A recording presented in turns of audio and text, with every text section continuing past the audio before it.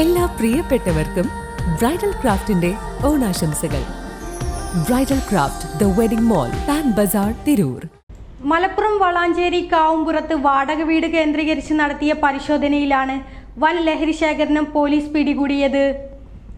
ഏകദേശം 43 gram MDMA, 4 കിലോഗ്രാമിലധികം കഞ്ചാവ്, 3 kilogram തിമിംഗല ഛർത്തി എന്നിവയാണ് വളാഞ്ചേരി പോലീസ് പിടിച്ചെടുത്തത്.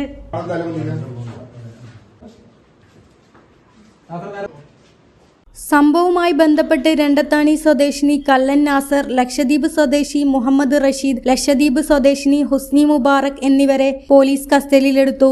പോലീസിന് ലഭിച്ച രഹസ്യ വിവരത്തിന്റെ അടിസ്ഥാനത്തിലായിരുന്നു കാവുംപുറത്തെ വാടക വീട്ടിൽ പരിശോധന നടത്തിയത്. മൂവരും ഇവിടെ വീട് വാടകക്കെടുത്ത് താമസിച്ചു വരികയായിരുന്നു.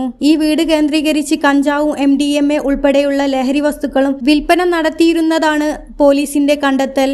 ഓപ്പറേഷൻ തൂഫാന്റെ ഭാഗമായി നടത്തിയ അന്വേഷണത്തിനിടെയാണ് ലഹരി ശേഖരത്തെക്കുറിച്ച് പോലീസിന് വിവരം ലഭിച്ചത്. തുടർന്ന് വളാഞ്ചേരി പോലീസ് സ്ഥലത്തെത്തി നടത്തിയ പരിശോധനയിലാണ് MDMAയും കഞ്ചാവും കൂടാതെ തിമിംഗല ഛർത്തിയും കണ്ടെത്തിയത്. പിടികൂടിയ ലഹരി വസ്തുക്കളുടെ ഉറവിടവും ഇവയുടെ വിൽപ്പനാ ശൃംഖലവുമായി ബന്ധപ്പെട്ട വിവരങ്ങളും കണ്ടെത്തുന്നതിനായി പോലീസ് അന്വേഷണം തുടരുകയാണ്. പ്രതികളെ ചോദ്യം ചെയ്തു വരികയാണ്. കേസിൽ കൂടുതൽ പേർക്ക് പങ്കുണ്ടോ എന്നും പോലീസ് പരിശോധിക്കുന്നുണ്ട്. വളാഞ്ചേരി കേന്ദ്രീകരിച്ച് ലഹരി വിൽപ്പന നടത്തുന്ന സംഘങ്ങൾക്കെതിരെ പരിശോധന ശക്തമാക്കുന്നതിന്റെ ഭാഗമാണ് നടപടി.